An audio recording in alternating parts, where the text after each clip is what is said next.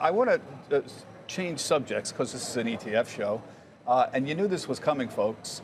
Weight loss ETFs. So last week, both Roundhill and Amplify filed for ETFs on weight loss. This is another sign ETFs never miss a craze. Remember, pot ETFs, cyber ETFs, thematic tech, whatever. Todd, you're the expert here. What would be in these ETFs, and is this a sign of a market top for weight loss drugs? Well, I joked with our friend Dave Mazza at Roundhill after this filing came out. I said, of course, you guys just put the top in Lilly and Novo Nordisk, like Liam now. And this happens every once in a while, right? ETFs are always looking for ways to innovate because passive indices are so saturated. We have plenty of vanilla indices. We have plenty of sector funds. So we're always looking for the new thematic play. Because every once in a while, those hit. Weight loss has been around for a couple of years now. Now we finally have the funds. I mean, the main holdings are going to be Lilly and Novo Nordisk. Right. And probably one or two other big names I can't think of right now, along with some of the manufacturers down the supply chain. But ultimately, it's up to those big behemoths that are playing those drugs. And I don't know. I mean, we'll see.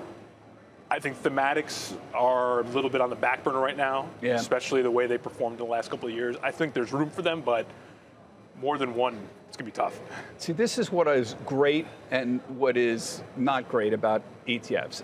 ETFs are really good at catching the wave and getting out very fast in front of it.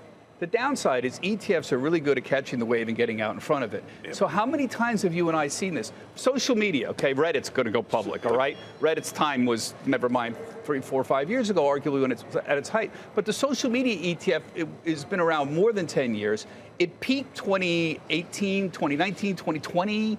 You know, right there was the big wave. And that's when all the buying occurred. That's when all the people bought in, essentially, at the top. You're looking at me like, what's wrong? What is wrong with that? What's wrong with buying at the top? But I think one of the challenges here is when you see these innovations, AI, a lot of those benefits are going to the long-standing dividend-paying technology companies. And here we are with the weight loss drugs, and the big players are long-established healthcare companies. Like, I think that's one of the challenges whenever you see an innovation like this. If the benefit's going to incumbents, then maybe there isn't a theme per se that needs to be exploited. Well, good point there. Matt, you're an old hand like that. I know you're in the Bitcoin business, but you're an old hand at this ETF game. You've seen this many times before. This doesn't surprise you, right? It doesn't surprise me. As long as these are well-structured funds that really capture the theme, I have no problem with it. Investors would just pick one or two stocks on their own. Now they can get a diversified exposure. I think that's fine. But it is important to look under the surface of these to make sure they really are focused on the theme. To me, that's the bigger deal than whether they're chasing trends, because investors will find ways to chase those trends anyway. If these are just a better approach, then that's a win. If they're not, that's when I get concerned. Go ahead. Simi and I were just talking about this right before the show, that a few years ago we had the obesity ETF. The ticker was SLIM.